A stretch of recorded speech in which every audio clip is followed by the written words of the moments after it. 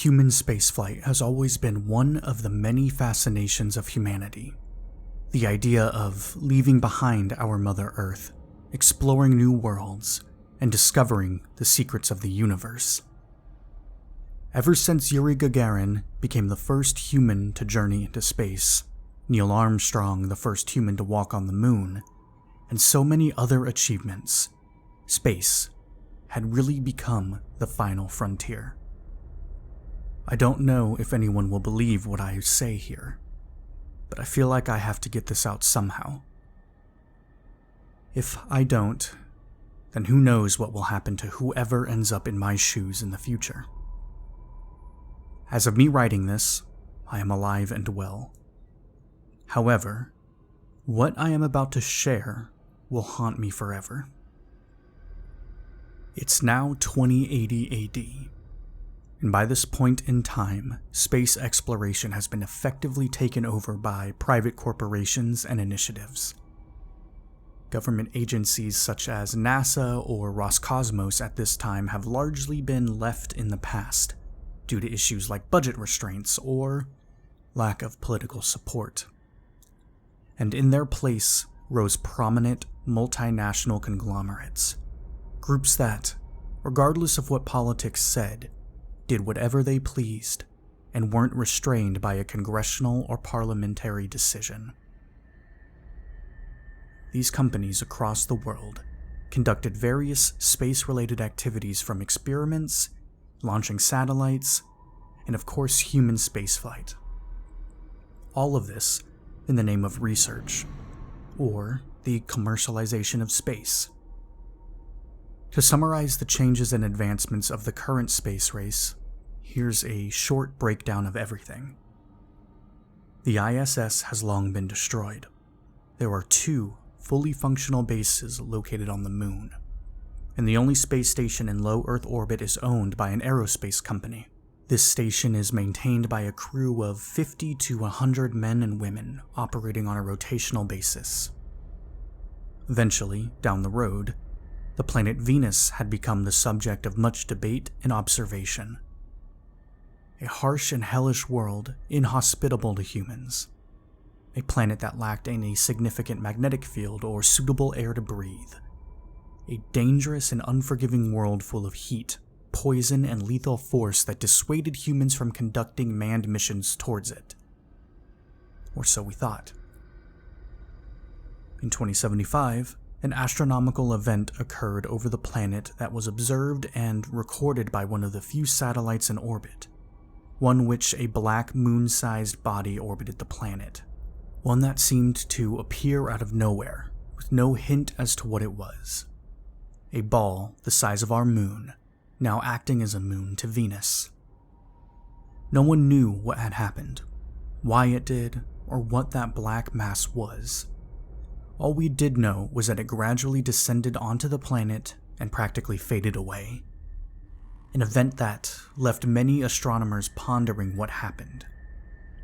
The strange events ushering in a new objective for the various corporations across the world. Venus had now become the center of attention. A few months after the event, 2 probes launched from Japan and Europe and were sent on a mission to Venus to land on the surface and discover any kind of changes to the planet. Upon landing, the probe began to transmit data back to Earth, much of which was relatively the same as when Venus was first surveyed by the Soviet Union during the 1980s. But there was one noticeable change that took a while to realize, one that fascinated astronomers and space experts across the world. Every student of science knows that Venus's surface pressure is 92 times that of the Earth, meaning that anything exposed to its environment, machine or human, would be crushed without mercy. But that wasn't the case with the probes. The machines continued to transmit data and photos for days, weeks, months, and to this day they are still working. It was then theorized that whatever the celestial body over Venus was, it reduced the planet's pressure to Earth-like standards, so much so that specially designed probes could now stay far longer and cover more range across the planet than they could in the past, opening new opportunities for space programs to research the planet and discover more about its past. This reduction of pressure, it seemed, was quite literally the only difference. The planet's temperature remained extremely high, it lacked a magnetic shield, and its surface was still shrouded in thick clouds of sulfuric acid, unable to be visible from space. Although, in 2076, these factors were relatively minor to a specific space crew. In that year, a crew of 4 astronauts of a corporate space program made history, becoming the first humans to visit Venus on a manned flyby mission. Their trip, thanks to the higher power and efficiency of NERVA technology, only took about 2 weeks. The 4-man crew orbited the planet several times, taking pictures of the upper atmosphere, monitoring solar activities of the sun, and using various science equipment to track radiation passing over the planet. Their mission included only 2 deep space EVAs, where they had to adjust the telescope outside their spacecraft. Eventually, they returned to a Mother Earth that welcomed them with praise and open arms. News outlets covered their story for weeks after, and they were hailed as heroes of humanity. They were presented with awards from several nations and were named Men of the Year by a well-known magazine, decorated with medals and fame that only most could dream of. The question then became, if a space program could send crews to Venus on a flyby mission, who can land a human on the planet and bring him back safely to Earth? It was a challenge first issued in a magazine article just a month after the flyby, and with the advancement of space technology, many companies around the world began to research and test how such a task would play out. There were many mock tests and simulations conducted with some mild successes, others failing to meet expectations. However, the idea of landing a human on a hellish world like Venus was impractical and reckless, even if the surface pressure wasn't as intense and crushing anymore. It was a job so difficult that after only a few months, many companies pulled out of the challenge, mainly due to how unsure an astronaut's chances of survival were. But that didn't stop one company from completing the task. One organization that would go through with the plan, despite what the media said. Luna Aerospace. A corporation based in Ottawa, with offices in the US, Japan, Britain, and other nations. It manufactured everything from rockets to space satellites, solar panels, and even had a division dedicated to software development. It's among the top in the world, and like many other companies, it has its very own civilian space program. One that had accepted the challenge to land a human on Venus and bring him back safely to Earth. In fact, they were the only ones on the planet pursuing the task. The company's public relations branch publicized its efforts to the media, and while many were unconvinced such a fatal feat was possible, the engineers behind the project would not surrender so easily. With ingenuity and innovation on their side, they would accomplish the most difficult task since the Mars landings, or even the Apollo era. However, to make the trip, the space program needed to prove to the company that a lander can withstand the scorching temperature of the Venusian surface, as well as find the mothership in orbit around the planet. Only after that would they move on with the actual mission. My name is Gene Kale, by the way, and I'm a pilot and former astronaut for Luna Aerospace. I'm Canadian-born and raised in Nova Scotia with adoptive parents and 2 younger sisters. I've been a licensed pilot since I was 16, with an immense love for aviation. My first solo flight took me from Nova Scotia all the way to Iceland, but I'm also by no means the first space traveler of the family. My mother, in fact, is a former Canadian Space Agency astronaut who's been to the moon twice and was the 7th and last human to walk on Mars. As such, she was a bit famous across Nova Scotia, as well as the hero of the town we lived in. In a way, her story kind of drew me to accept the position at the company Astronaut Corp. But I won't bore you with any more personal details. Instead, I'll get straight to the point. The first confirmed landing on Venus didn't go the way many thought. I know this because I was the first human to walk on its surface.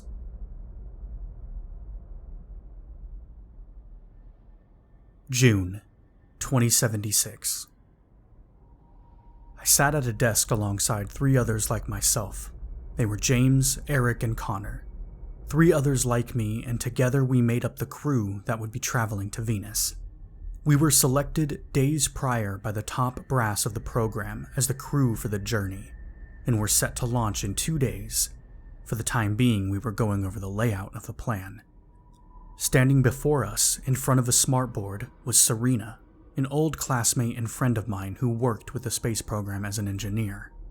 She was also the one who initially contacted and recommended me for the astronaut corps, designed the spacesuits we'd be wearing, and overall acted as a figure of authority. We were in a briefing room located in one of the buildings of the Spaceflight Training Center owned by Lunar Aerospace, where astronauts ate and slept in preparation for missions, and where I had been spending the last few days after leaving my family behind in preparation for the mission. The mission was named Asuna One, and it was named for Asuna Tachibana, a brilliant Japanese geologist who studied the geology of Venus and assisted in our geology training. Well, gentlemen, this is it. All your training has come down to this moment, and personally I'd like to say that I'm proud of you. Now, just as a final brush-up, we're going to go over the plan, from launch all the way to re-entry. Serena projected an image of the Earth and Venus side by side on the smartboard in front of us, a dashed line between the 2 planets, and a spacecraft illustration traveling along it. The launch procedure would follow a similar fashion to that of the Apollo era. A spacecraft launched into a parking orbit around the Earth, followed by a systems check.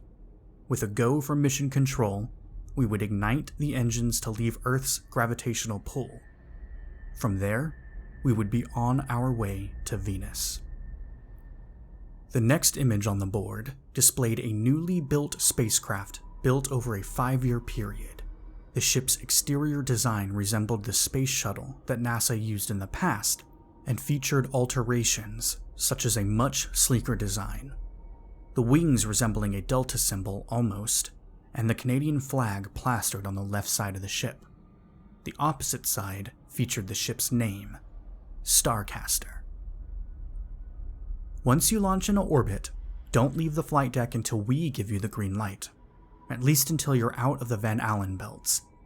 If all goes according to plan, it shouldn't take you no more than 2 hours to navigate through and out of them. And how do you know where to go and not to go? I asked. I'm no expert, but I'm pretty sure the Van Allen belts are not the place we want to be. Relax. The ship's material will reduce the radiation to safe levels, and plus, you're going to be wearing dosimeters anyway. Anything else you want to know? We shook our heads. Great. Then go and get some rest. Come 2 days from now, everything changes. I stood up and nodded. We left the room and headed towards our quarters for the night to relax, considering that, come this week, we would be gone from everything and everyone we knew. I walked inside my room and sat at the desk next to my bed, lost in thought as my brain tried to process and come to terms with what would soon be happening. I could feel my chest tighten at the thought of the mission, and my mood fall further. It wasn't the spaceflight itself that frightened me in the slightest. No, it was what we would expect to see once we landed on Venus. That black mass that orbited the planet for months before disappearing. No one knew what it was.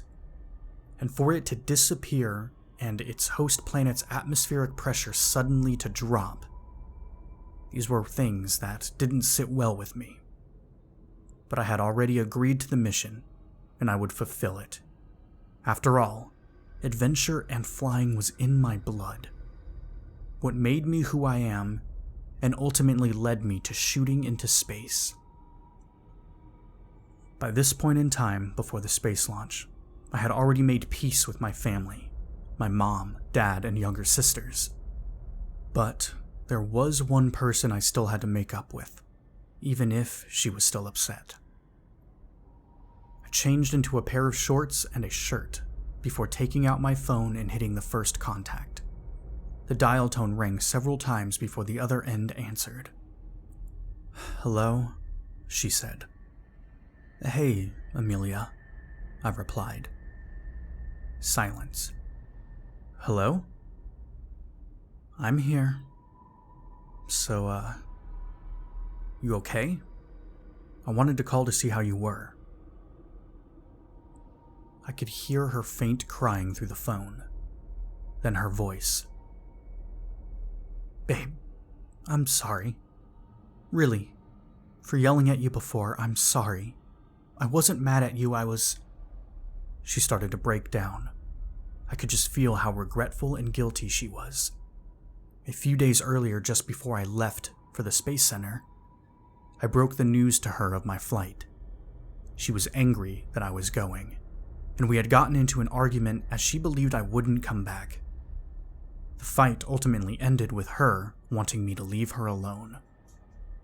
"Amelia, it's okay. Really. It's only natural that anyone would be mad at such a circumstance. The only thing that scares me more than the mission is not saying that I love you before launching. I love you too, babe. I really do. Listen, Jean, I know I haven't been supportive of you getting the chance to fly in space, but I understand now. I'll be sure to come see you at the launch. And you'll come back, right? Back to me?" I smiled sadly as she finished. "For you? Absolutely." We chatted for a while longer before calling it a night, and after a final "I love you," I hung up. I laid back onto my bed to stare at the ceiling, my last thought before drifting into sleep being my girlfriend's voice echoing in my mind.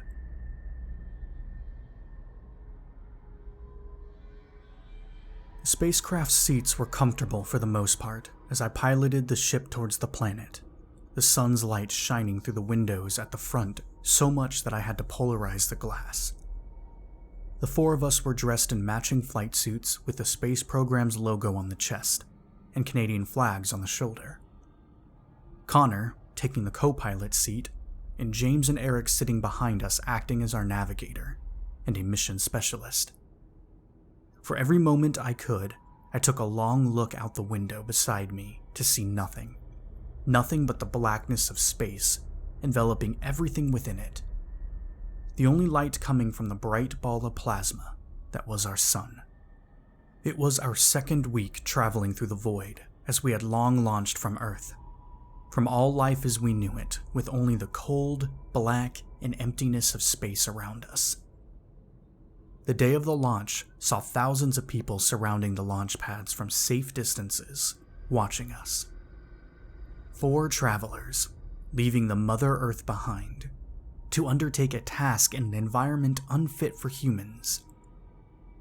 Our primal urge to explore, practically creating a path into the unknown.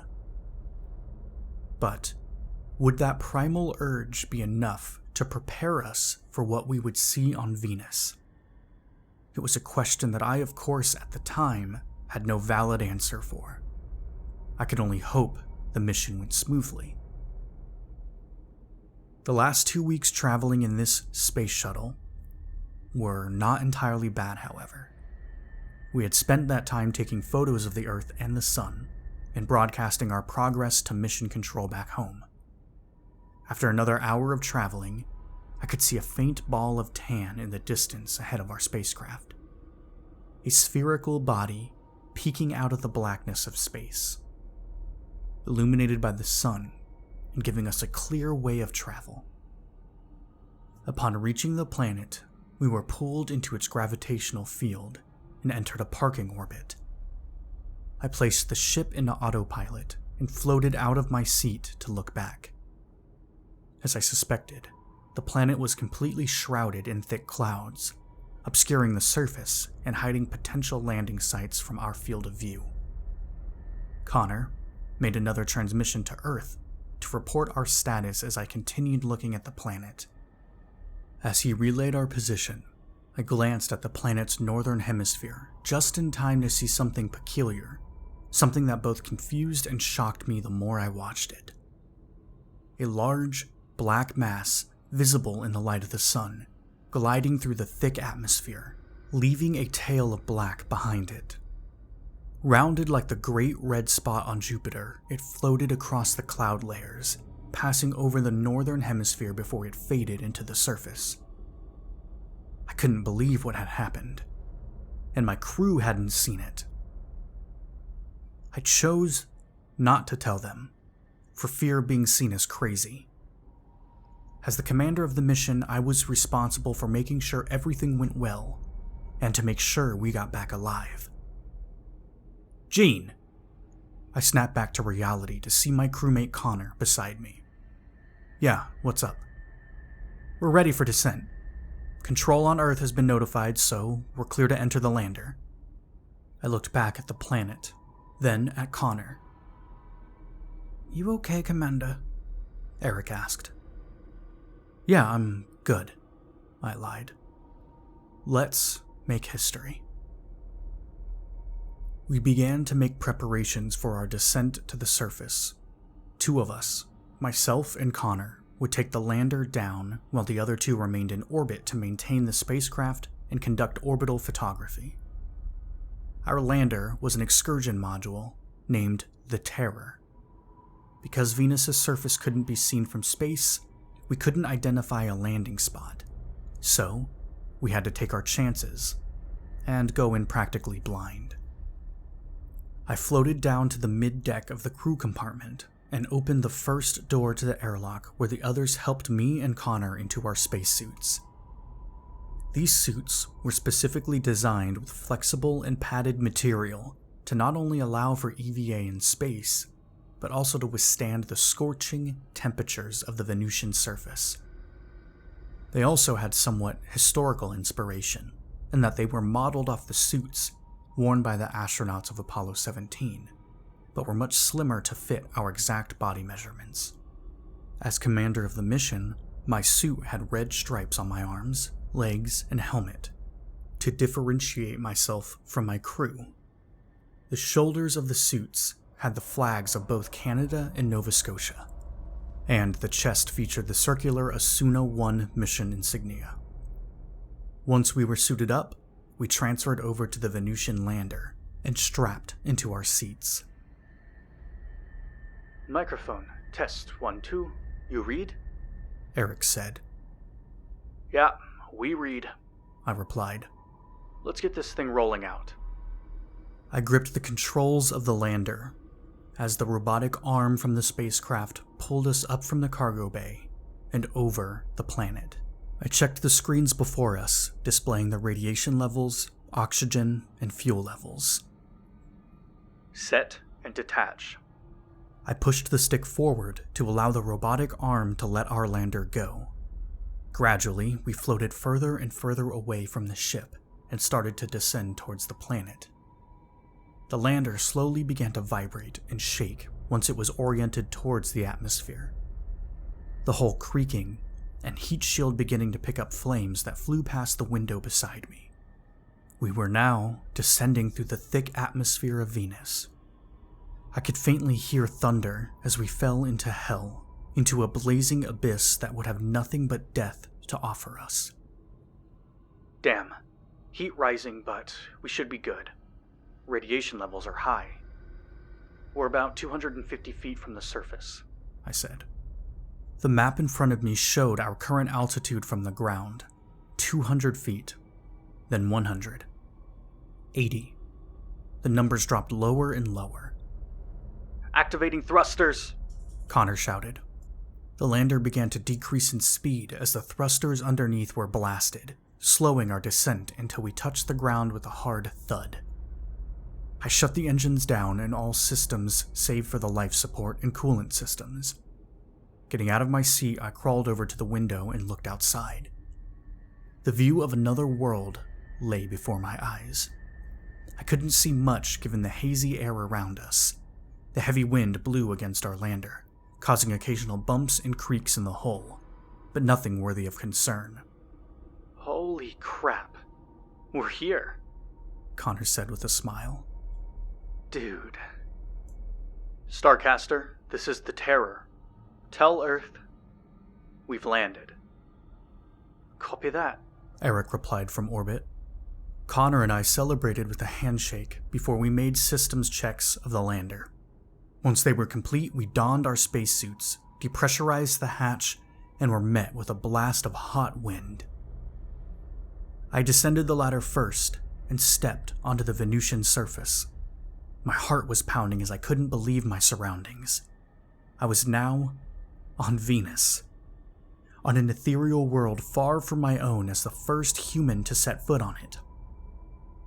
I remember the sky being a dark and thick haze of yellow, where the clouds were grouped together, lightning flashes in the distance, and the wind growing and subsiding constantly. The heat was definitely a factor. Fortunately, my suit's coolant systems kept my body temperature at a minimum. As the thunder continued to rumble throughout the sky, I could spot what looked like a volcano in the distance that was erupting lava down its steep sides. Connor walked up to me, expressing his excitement. "Dude, we're on fucking Venus." "Yeah. You got the stuff, right?" He nodded and showed me the flag assembly kit. After planting the Canadian flag near the lander, we began to walk along a rocky path beside a river of lava. Connor had taken a few photos of us along the way, with a specialized camera designed to withstand the high temperature.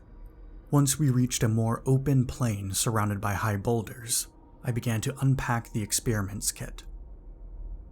The first one was a temperature reader, and another, a seismic experiment to detect and monitor the quakes of Venus.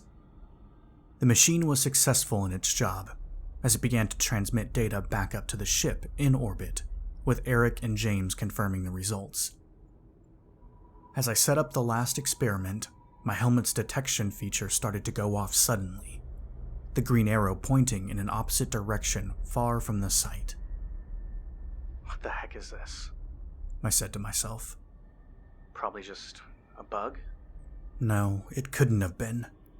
The arrow on my HUD would fade away like it was supposed to, unless I manually did it from my wrist computer.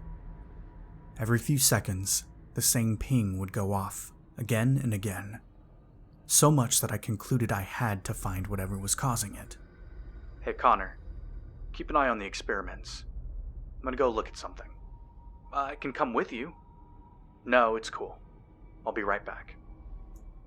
I left Connor behind with the bundle of science equipment we brought and walked in the direction of the volcano. That's where the signal was taking me. Each step across the Venusian surface I took, I started to feel a sense of danger. An unknown gut feeling telling me I should ignore whatever I was walking towards. Part of me wanted to turn back, but the other absolutely had to find out what was causing the ping. Climbing a nearby boulder and using it to boost myself up to another hill, I scaled the hot, rocky structures to the top. On reaching the top, I knelt to scan the surroundings, including the volcano. Nothing had appeared for a moment, until, seemingly from a distance, a loud groaning made itself audible in my headset. I stood up and looked around to find where it was coming from. A puff of thick black clouds surrounded the volcano as the wind suddenly picked up. My helmet's detection feature went off again. The black clouds etched closer to my position so much that it would have been pointless to run away. As they harmlessly floated over me, the volcano coming into view once again, I saw what shouldn't have been possible. Something evil, dark, soulless, and overall terrifying. A set of red eyes staring at me through the thick clouds of ash over the volcano. Eyes of a demonic monstrosity that had me in its firm line of sight as the head they hosted rose into the air. The black clouds of the Venusian wind fading as the eyes drew closer. What the fuck is that? I tried to call out to Connor, but terror froze the sound in my throat. As the winds dispersed, the ashes and the hazy skies above me brightened once more, and the eyes grew redder and brighter. Their host, a tall, otherworldly creature which climbed over the volcano and stared down at me. Its body was humanoid, with arms that bare sharpened fingernails. Its legs submerged in the Venusian volcano it rose out of, and a set of elongated wings and tentacles emerged from its back. The face of the creature was even more frightening, as it had no features of any kind, not a mouth or ears, save for only the piercing red eyes that shot through the clouds of ash. It was as if God himself, or some other all-powerful being beyond human reckoning, was making their presence known to me, ready to pass judgment on all beneath him and envelop this world in all his fury. An inferno of alien creation now surrounded me as I took several steps back. I carefully jumped down to a lower level, the creature's gaze not leaving my line of sight as it rose into the air briefly and landed in front of the volcano. Connor? I said, trying to contact him. Static had come back. Connor! At that moment, the creature let out a howling scream, one that seemed to shake the very ground I stood upon, and one that caused me to start running in the opposite direction, back to the lander where I prayed Connor was still at. Running across the Venusian surface fortunately wasn't too much of a pain, given that the pressure was now similar to Earth, and the flexibility my suit had. It was like sprinting across a track field. Connor, are you there? There's something here on this planet. Static. The frizzing of static returned through my headset. Gene? Don't lead it back to the lander. I'll send you my coordinates. A set of coordinates appeared in my helmet's HUD, directing me in another direction from the lander. After much trekking, I found a cave entrance that was lit by the lights of a space helmet. Connor had been standing towards the end, and I joined him. Yo, are you okay? He asked frantically. You saw it too, right? I could only reply with a nod. Connor and I had seen the same thing. The very same monstrosity that now walked the planet we came in peace to explore. I shared with him the photograph of the creature I was able to capture before fleeing, and we began to devise our next move.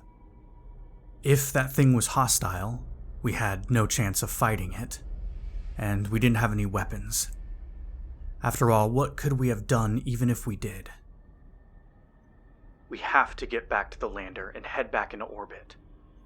We can't.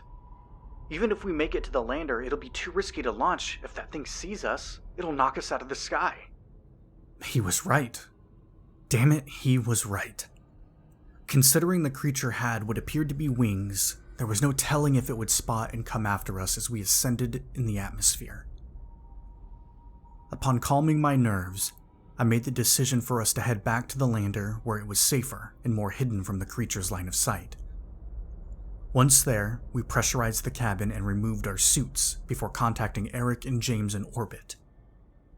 After confirming we were on a private channel, I sent them the photos I captured as well and described what it was.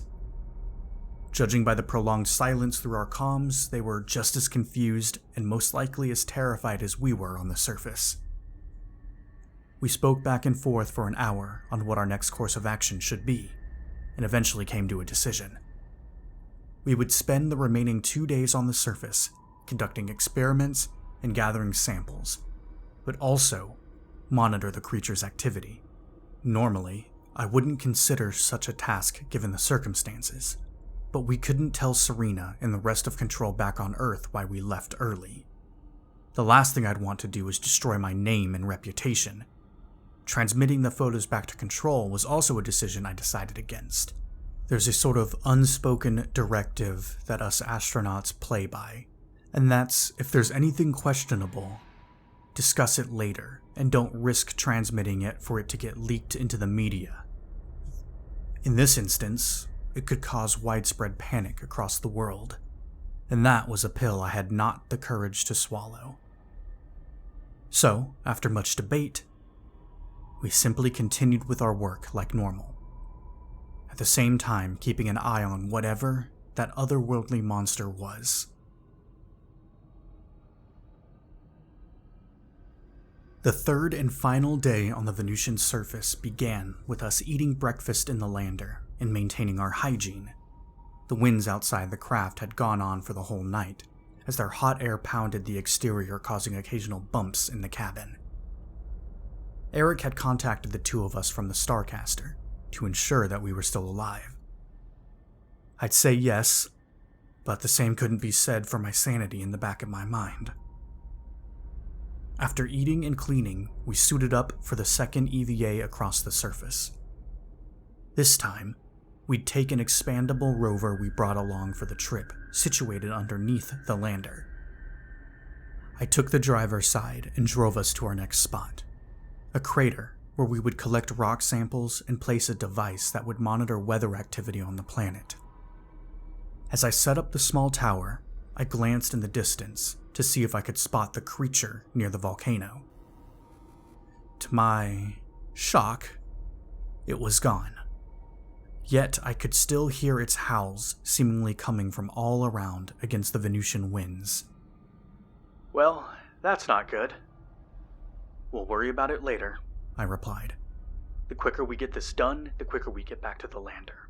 And from what I can tell, it doesn't seem aggressive since we're still alive. Well, that doesn't mean that it's not, though. I sighed to myself and continued to set up the meteorology tower. Every few moments I could hear the creature's howls through the air as if it were speaking, trying to send a message to anything else that may be on this planet. Or maybe it was sending a warning, taunting us that we would probably end up in its grasp soon. Before I could begin with my geology duties, I spotted something within the crater. Something that seemed to be twitching and laying on its back. It was impossible to ignore, so I gently trekked into the crater until I hit the bottom. I walked over to the thing that turned out to be a corpse. One entirely naked, with its skin burnt and head lacking any facial features. Its arms and legs were bent and disproportionately long, and featured sharpened appendages at the end of each hand. I crept close to it to try and give it a poke with my hand tool, my suit's oxygen meter reminding me that my supply was down to 60%, and another loud howl was heard. I stumbled back as a rock fragment landed beside me. At the same time, the corpse twitched once again. Standing up on its out-of-shape bent legs, it displayed two sets of mouths. A blood-curdling scream escaped its lips, and beneath its feet, clawed hands began to rise out of the ground, breaking through the toxic dirt and rubble. Before I knew it, several other creatures now stood behind the initial one. How was this happening? Were they here this whole time, and no one back on Earth had even the faintest clue? Is this a local species? Why have they not been seen anywhere else so far? How was this happening? That moon. That sphere that orbited the planet months prior. Maybe. Crap! I shouted.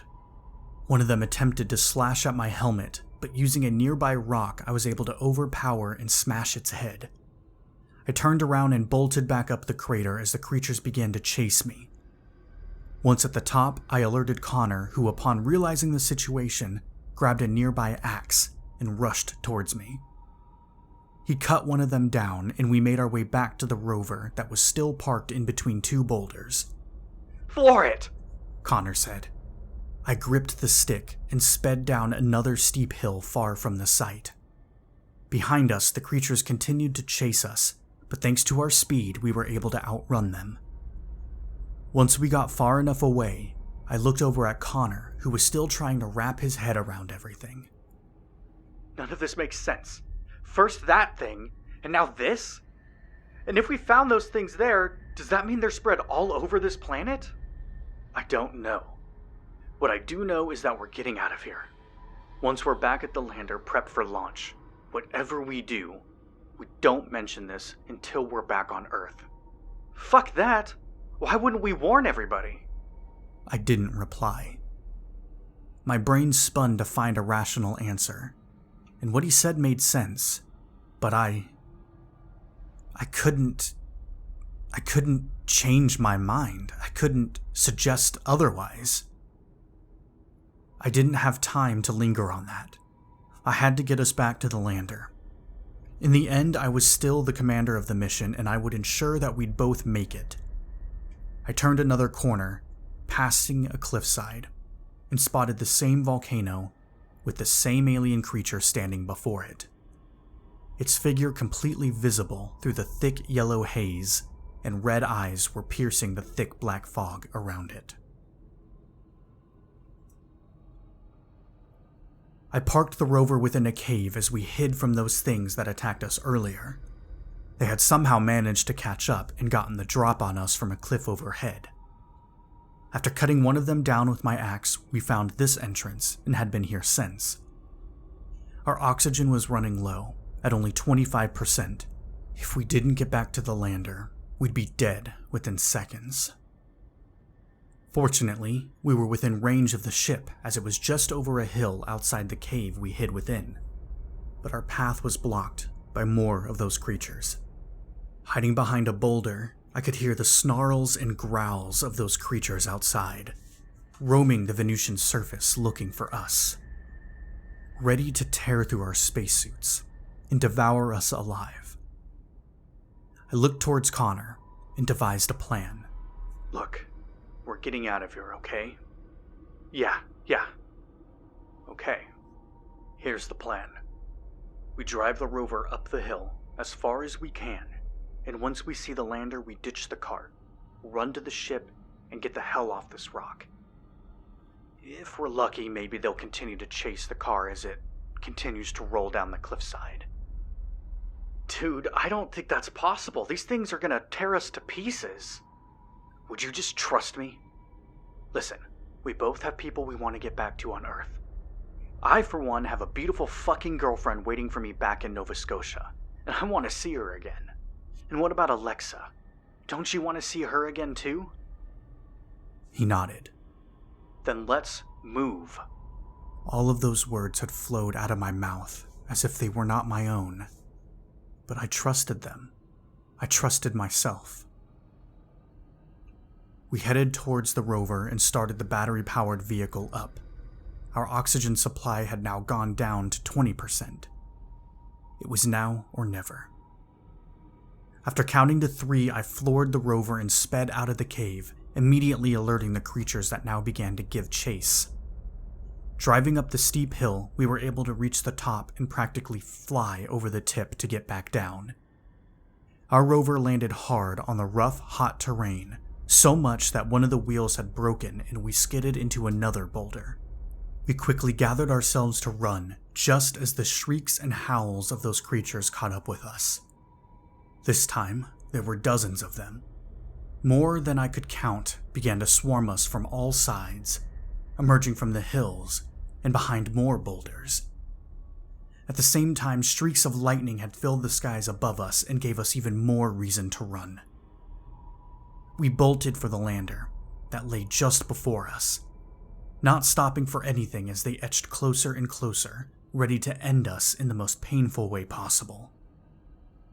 During the run, Connor had tripped on another rock and his leg was caught in the mouth of one of the creatures. "Connor!" I shouted. "Go! Get to the lander!" To hell with that. Something in the back of my mind was commanding me to leave, but I ignored it. I rushed to his side and slashed at the creature with the axe, its head toppling to the ground and its body falling with a hard thud. Another one of them jumped into my side and began trying to bite at my helmet. I was able to kick it away and kill it with ease. The two of us stood back to back for a moment before cutting down several creatures that hurled themselves towards us. The next few moments, blood flew through the thick, hot air, evaporating onto the surface once it hit. "Quick, let's go." I beckoned Connor to follow me. However, things had only gotten worse. One of the creatures managed to strike his suit and damage the life support system on his back. He fell to the ground, suffocating. The intense heat would soon seep through his suit and the lack of oxygen would kill him. I rushed to his side once again and killed the creature before picking him up and carrying him to the lander. Come on, stay with me. We're almost there." Pants, short breaths, those were all the sounds I received in return. If I didn't get him back soon, he would die. I struggled to carry him to the lander as the creatures continued to follow us from behind. But they didn't catch up. I didn't question this though, and just thanked whatever god might be out there for the good luck. It seemed as though time around me had stopped, the sounds becoming more muffled and distant, the heat becoming more suffocating and gripping. I was in hell. "Damn it! Get out of here!" Connor choked. I cut another one down with my free hand, at the same time almost letting go of Connor, who was still struggling to breathe. After what seemed like forever, and with the Venusian storm growing more intense, we finally arrived at the lander. I had to force Connor to go in first as the hatch opened. We climbed the short staircase and immediately shut the hatch and pressurized the cabin. "Okay, you're going to be all right." I pulled off his helmet and he let out a large breath along with several coughs. His head was sweaty from the heat and exhaustion of running, and I could spot a small burn mark on his neck, likely from the toxic air. "Connor?" Another cough. Then he finally spoke. I'm good. I let out a large sigh of relief. We were alive and had survived the deathly horrors beyond our spacecraft. But I was afraid of what they might do to it if we lingered. Before we could celebrate, a loud, thunderous roar from outside the lander pierced my ears, followed by another strike of lightning. I looked out the window and saw that they were still surrounding our spacecraft, except now there were more than a dozen. They seemed to be emerging from the great distances beyond our position, pouring onto the landing site, claws and bladed appendages as far as the eye can see. I wasted no time in starting the engines and setting a route into orbit. "Engines online. Cabin pressurized. Eric, James, get ready. We're coming up." I pressed the button on the control board. The lander began to shake as the engines beneath us ignited with immense force. The spacecraft rose off the ground, leaving its gear behind, and propelled us into the yellow sky. As we ascended, I peered out the window that showed the ground below us, the volcano I had seen 2 days earlier. The massively large creature was there again, looking up at us with its intimidating glare, watching us depart Venus with evil in its eyes. My head pounded, and my vision blurred. Another loud howl could be heard as we broke through the cloud barrier, sending a bone-chilling horror down my spine. Eventually, the sky grew darker and darker the higher we got. The air grew thinner, and the spacecraft continued its speed. "Spacecaster, this is the Terror. We're in orbit." I could hear their voices come back almost instantly. They sounded relieved and shocked that we made it, considering the hell we'd gone through on the surface. After several minutes, we found the Starcaster and docked with the ship, then proceeded to the crew compartment, where we were met with hugs and pats on the back. the terrifying dread slowly leaving my spine as I took off my spacesuit and floated for a moment to calm myself, to allow the anguish and fear to leave my spine.